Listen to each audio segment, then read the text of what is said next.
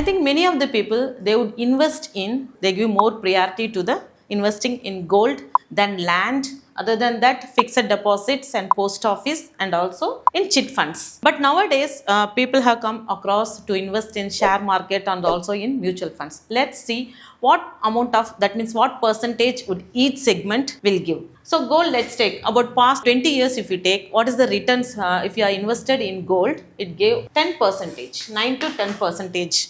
But if you are invested in land, same, it has given around 9 to 10 percentage.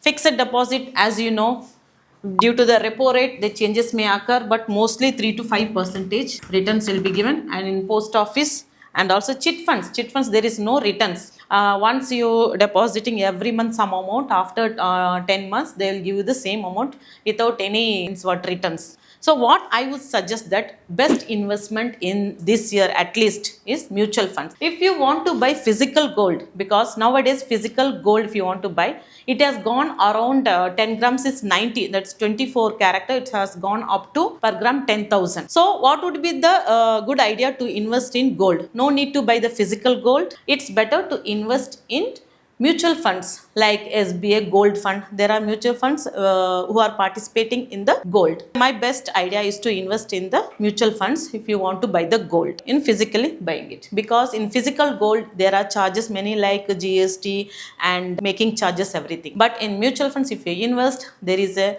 or 12 to 15 percentage of CAGR will be given. So it would be the best choice if you invest like an SIP or lump sum or 3 to 5 years, you can take that returns and you can buy the gold.